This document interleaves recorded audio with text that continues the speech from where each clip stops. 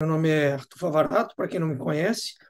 Eu sou oftalmologista formado pela Unicamp e hoje eu sou fellow do segundo ano de retina e vítreo clínico e cirúrgico. Eu vou apresentar hoje uma aula sobre correção da afasia e técnicas utilizadas para essa correção.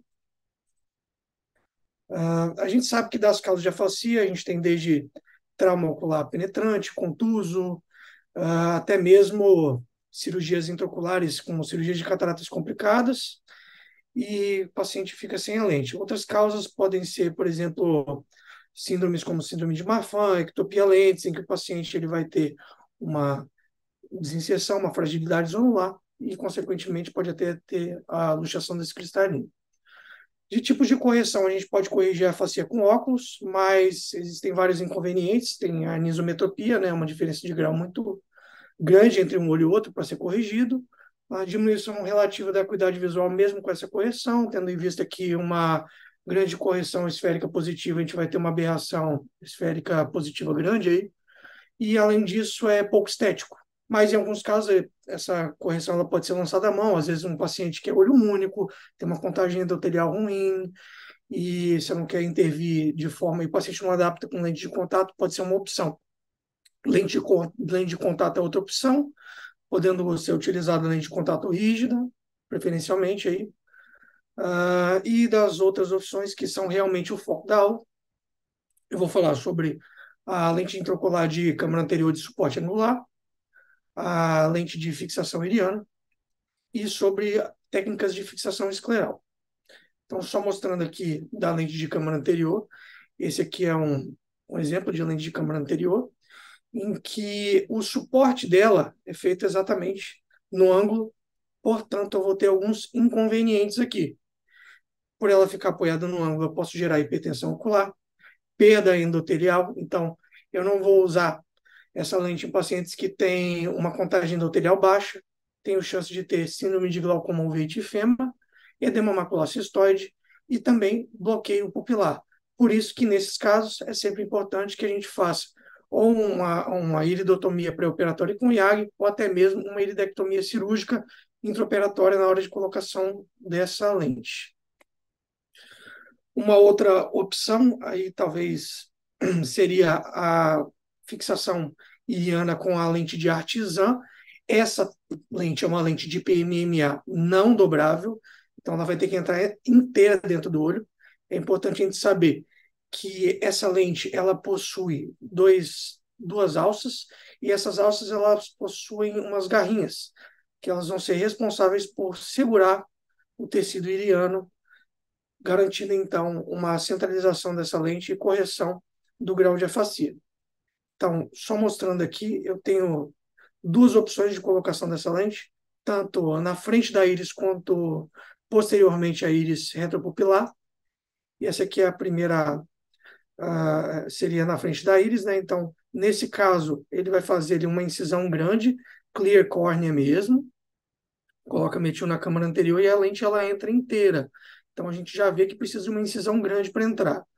Agora, prestem atenção que ele pega com um fórceps e olha como é que ele manipula ali a região iriana, ó. Pega ali e joga o estroma iriano, então, para dentro dessa garrinha, fazendo, então, a lente ficar bem paradinha ali. Depois faz, então, a sutura corneana ali, faz quase um chuleiro, um ponto X múltiplo. E também de opções, a gente poderia botar essa lente artesã de fixação iriana retropupilar. Então, olha só, ele vai pegar ali, nesse caso, entra com a lente, nesse caso ele vai usar uma cânula, né, para fazer a apreensão da lente ali. Ele empurra o estroma iriano contra o áptico, fazendo então com que o tecido iriano entre para dentro das garras. E aí ele já tinha feito ali, repare que tem uma iridectomia cirúrgica aqui que foi feita nessa cirurgia. Você pode usar, às vezes, como que fala? Um chopper normal para fazer a manipulação da íris, da íris e da lente, mas também existem fórceps e agulhas específicas vendidas pela empresa Oftec, né, que é a mesma empresa que produz a lente, mas é muito mais caro e tudo mais.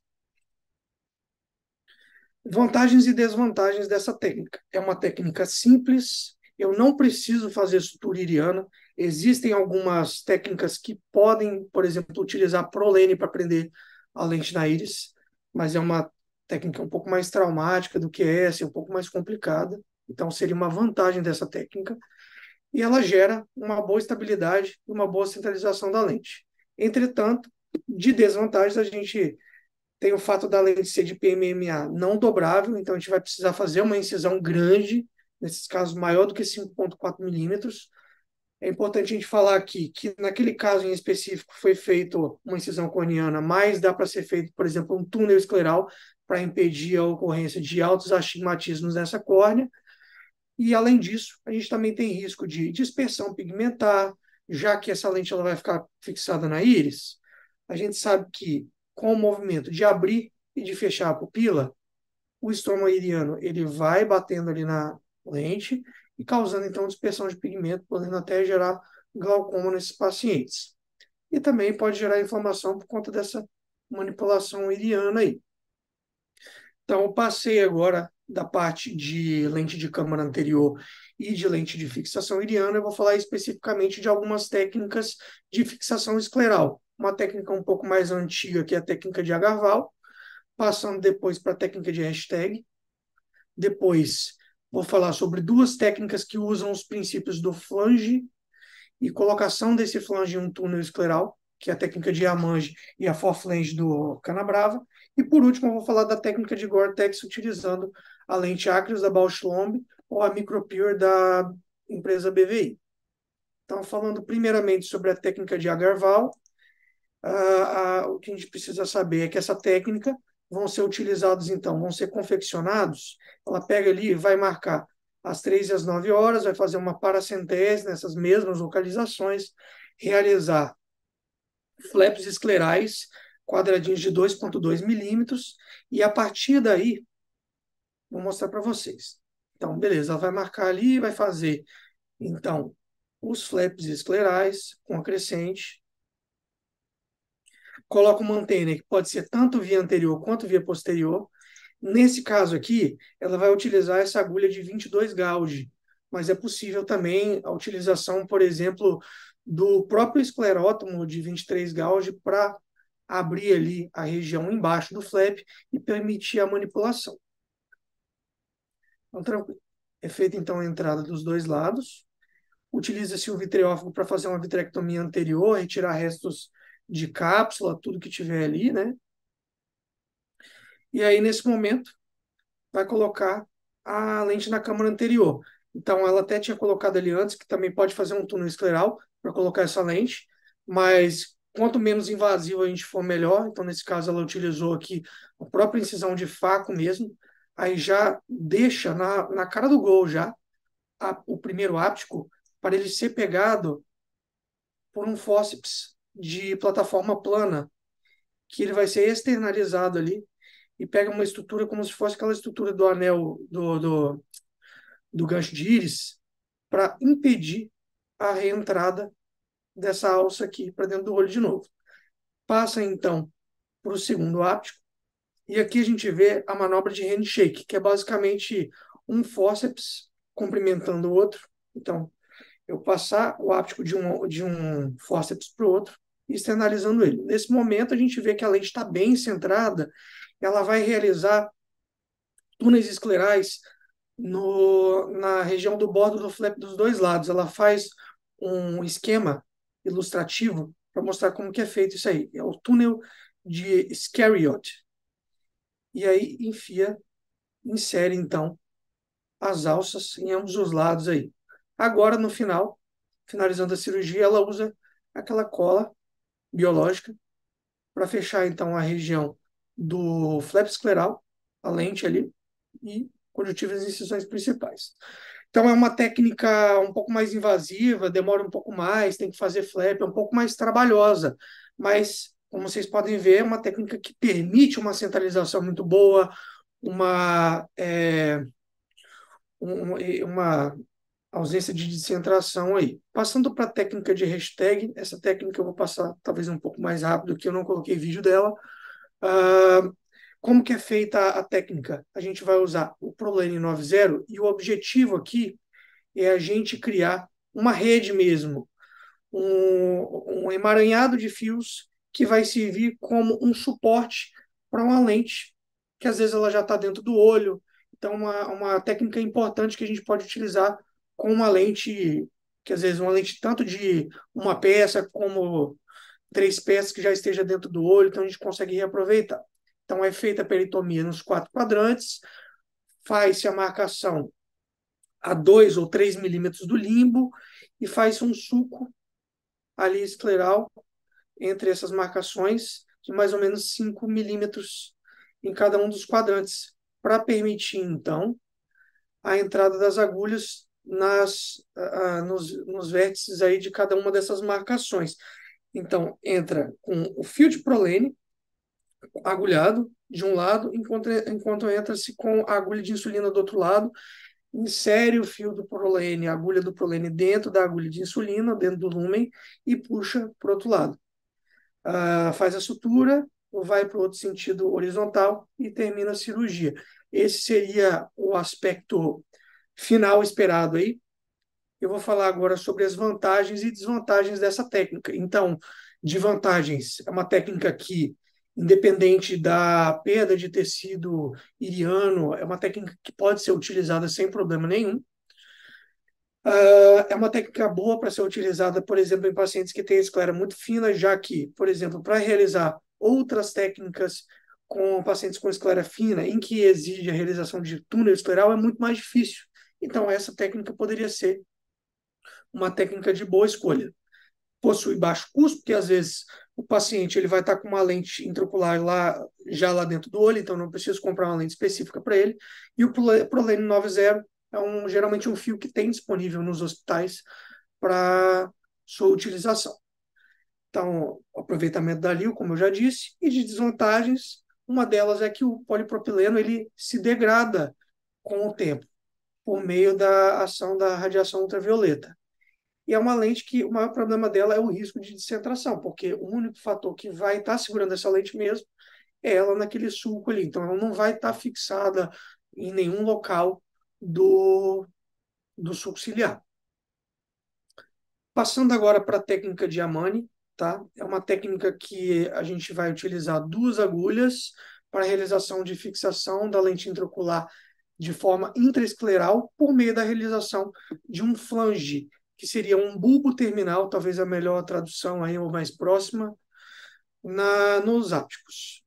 Essa aqui é um vídeo do material suplementar do artigo do Yamane, tirei do artigo, então, para a gente ver. Então, ele pega, vai inserir a agulha de um lado ali, faz a realização de um túnel, passa o primeiro áptico para dentro do lumen dessa agulha, deixa a agulha solta, vai para o outro lado, faz a mesma coisa,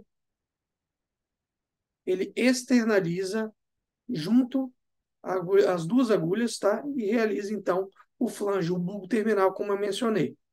Coloca, então, aperta ele naquele túnel escleral que ele formou, e basicamente a gente tem uma lente bem centrada, parece ser uma técnica relativamente tranquila de fazer, mas a gente sabe que não é tão tranquila assim, é uma técnica bem complexa, cheia de detalhes, e esse esquema ele mostra, por exemplo, as marcações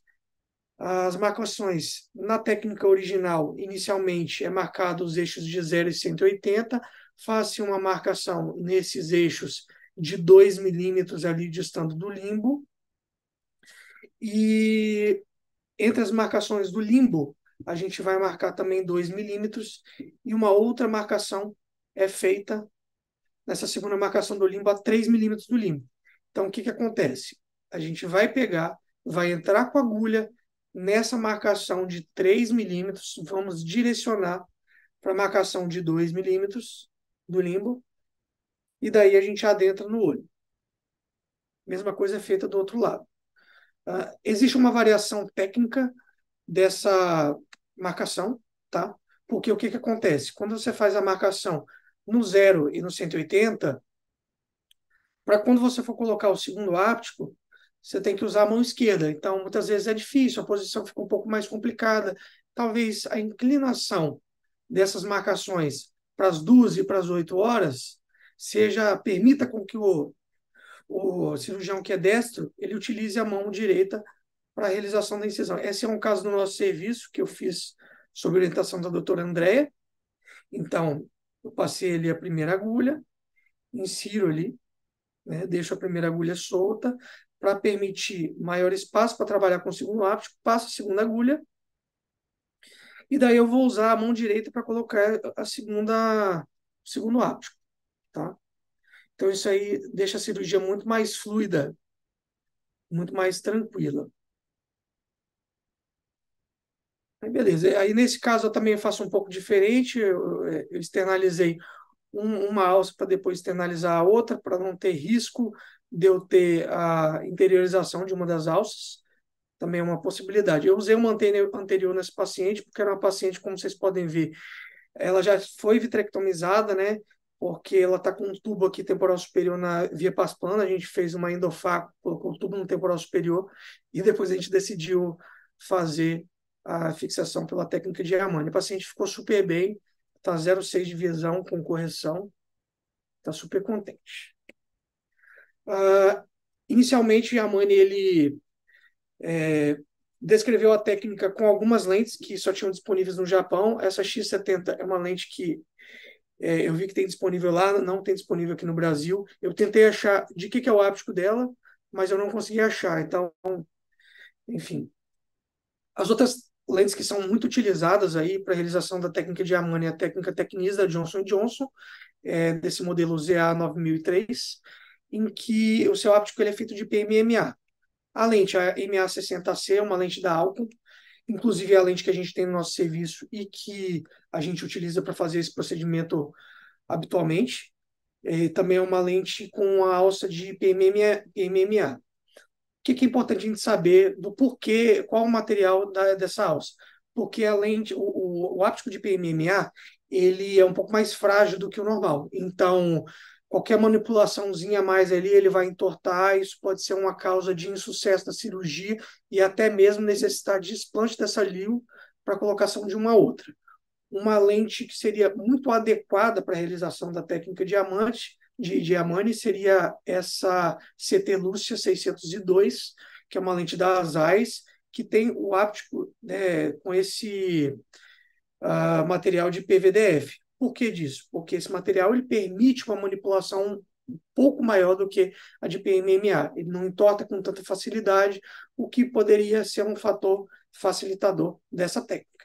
No artigo do Yamane, a gente vê que ele fala que dá para ser utilizado a maior parte, maior parte das lentes de 3 peças, elas podem ser utilizadas. Só que é importante que a gente teste antes. Então, às vezes, está com o paciente com uma lente de 3 peças dentro do olho, luxa para a câmara anterior, tira uma alça para fora do olho e tenta passar na agulha do lumen para ver se realmente entra, né? Porque se entra, daí você consegue realizar a técnica. Isso foi algo que aconteceu esses dias com a gente no centro cirúrgico. Tinha um paciente que tinha uma lente dentro do olho, a gente fez exatamente isso. E no final das contas, a gente conseguiu fazer a técnica de Yamane, com essa mesma lente que estava dentro do olho. Que agulha que a gente precisa usar para fazer essa técnica? A gente vai usar uma agulha. Bom, assim, na verdade, essa agulha aqui é uma agulha que é descrita pela técnica do Yamane, que é uma agulha de 30 gauge, que ela possui uma parede fina. Então, você consegue ver ela nessa figura A. A gente vê 2 agulhas de 30 gauge, tá? Essa agulha A é a agulha de parede fina e a agulha B seria uma agulha de 30 gauge normal. Então, por a agulha de 30 gauge normal ela ter esse lumen reduzido, as alças elas não conseguem ser passadas para dentro dele e, consequentemente, fazer a técnica. Aqui no Brasil, a gente não tem essa agulha. Uma opção que a gente poderia utilizar, e é o que a gente usa também, normalmente lá, é essa agulha de insulina de 29 gauge, em que ela tem um diâmetro aproximado ao de 30 gauge e tem um lumen que permite que a gente passe os ápticos para dentro do seu lumen. Geralmente a gente usa um cautério como esse aqui, não tem interesse comercial nenhum, é só o que a gente geralmente usa lá. E de complicações pós-operatórias, eu achei interessante que O Yamane de 100 casos, ele teve 5% de hemorragia vítrea, 2% de hipotonia, 1% de elevação de pio precoce e de complicações tardias ele teve, ó, captura da lio pela íris, dermatomaculocestoide e elevação da pio. Mas a gente sabe que essa técnica não é uma técnica fácil de se fazer e que também a gente pode ter complicações como extrusão do flange, erosão do flange, na conjuntiva, ele fica exposto e isso pode submeter o paciente ao risco da ocorrência de endoftalmite. Sem falar que o paciente também tem o risco da ocorrência de descolamento de retina pela manipulação da base vítrea da região. Outra coisa que eu acho importante mencionar é que ele fala que não precisa fazer vitrectomia posterior para todo mundo, mas que talvez fosse algo um pouco mais seguro, enfim. De vantagens e desvantagens, é uma técnica que utiliza uma incisão pequena para a colocação da lio, a incisão da faca habitual, tem um tempo cirúrgico menor quando o médico ele já passou daquela curva de aprendizado, tem um risco de hipotonia menor no pós-operatório em decorrência dessas menores incisões aí, tanto pelo flange, tanto pela utilização da agulha quanto pela entrada da câmara anterior, mas é uma técnica complexa, cheia de detalhes, é uma técnica que a gente vai ter apenas 2 pontos de fixação, então tem risco de descentração, tem risco de tilt da lente e ocorrer um astigmatismo que ele dificilmente ele vai ser corrigido com a utilização de óculos no pós-operatório e tem esse risco de erosão do flange. E aqui é uma foto mostrando exatamente essa condição e o porquê que isso aí pode, então, gerar a ocorrência de talvez uma endoftalmite em decorrência disso, tá? Passando, então, para uma técnica que utiliza o mesmo princípio da técnica de Yamane, no sentido da utilização de fio e flange, essa técnica do Canabrava, que é chamada de Four Flange Technique, como que ela vai ser feita? Ó, de material, ele vai utilizar Prolene 50, uma agulha de insulina hipodérmica aí, normal, uma lio de PMMA. Note que essa lente intraocular ela tem essa abertura aqui, ó, no meio dos ápticos, tá? Isso vai ser importante para a nossa cirurgia. E um cautério portátil. Então, o material é quase o mesmo, tá? Da técnica de Yamane. Então, beleza. Ele vai marcar ali a 0,180 e vai fazer um túnel escleral com a agulha de 26 gauge a 2 milímetros do limbo, nessas duas localizações, então, percorre um pouquinho na esclera e já entra, e ele vai passar o prolene por esse túnel escleral aqui um pouquinho maior, dos dois lados. Então, ele faz primeiro do lado direito ali, externaliza o prolene 50, vai repetir o procedimento do outro lado. Pronto.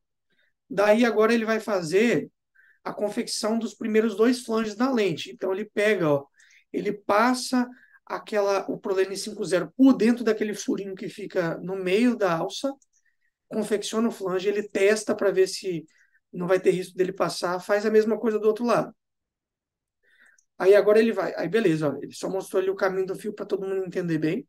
Daí agora ele vai colocar a primeira alça da direita para o lado de cá e depois, com o auxílio do fórceps, ele vai colocar a primeira alça da esquerda, no caso, né, e depois a alça da direita. Pronto. Colocou então, daí ele centraliza a lente puxando os fios de prolene de um lado e do outro. Depois que ele fez isso, ele vai, corta então o fio de prolene mais ou menos uns 2 milímetros ali, faz o terceiro flange e agora ele vai fazer o quarto flange. Então, por isso que a técnica ela é chamada de four flange. São 2 flanges internos na lente e 2 flanges externos que vão ficar ali no túnel escleral. E ali era só mostrando o quarto PO da técnica. Então, assim, de vantagens e desvantagens dessa técnica. O segundo áptico ele é mais fácil de colocar do que, por exemplo, na técnica de Yamane. Tá? O Yamane você vai ter aquela posição da mão ali, mais difícil de fato. Ele vai usar uma agulha hipodérmica, 26 gauge, aí, bem mais disponível do que, por exemplo, aquela agulha de 29 gauge, ou agulha de 30 gauge utilizada na técnica de Yamane. E é uma técnica que permite boa centralização.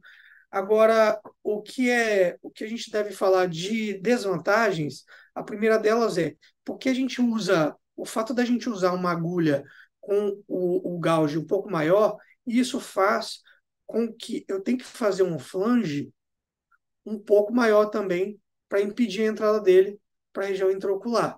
Então, será que isso pode gerar, isso é um risco teórico, de talvez gerar mais erosão ali subconjuntival? Talvez, é um risco teórico. Pelo fato de ser uma LIO de PMMA, eu posso fazer um subscleral, mas de qualquer forma eu vou ter que fazer uma incisão maior. E apesar do nome ser forflange, continua sendo uma técnica de 2 pontos de fixação, assim como uma técnica de Armani. Então, eu tenho risco de tiltar ali e ter um astigmatismo que também é difícil de corrigir com a realização, com com a correção com óculos.